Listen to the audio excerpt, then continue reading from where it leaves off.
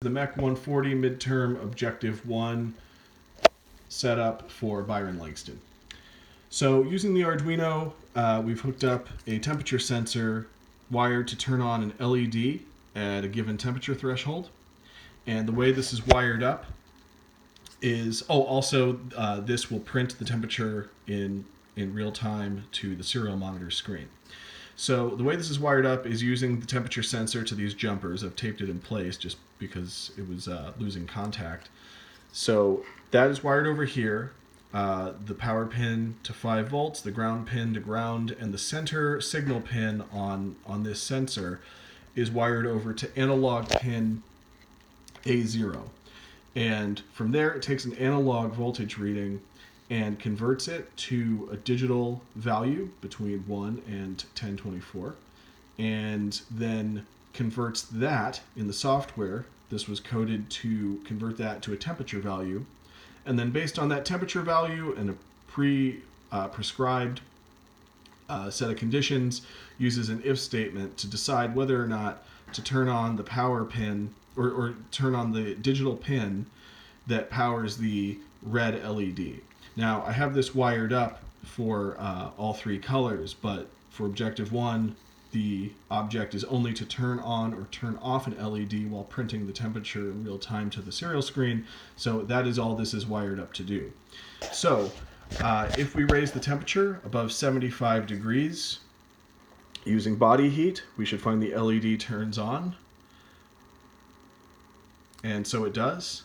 And then if we remove the source of heat and allow this to cool back off below that 75 degree mark, we should find that the LED turns back off again. And so there it is.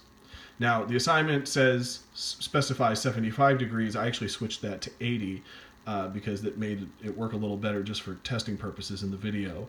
But proof of concept there, regardless of what the temperature is. We have a temperature threshold, and at which point the LED turns on or off. And here we have the serial monitor, and it is reporting the time. There's a 1-second delay in the software, and every second it will put a new measurement. We'll just clear that out, and you can see that printing the temperature to screen. And I'll put some heat on the sensor, and you can see the temperature climb there. The LED is wired up using 3 220 ohm resistors to the cathodes for each color, and then the ground pin of the RGB diode is to the ground, which I've set up as a rail on the breadboard here. And that's it.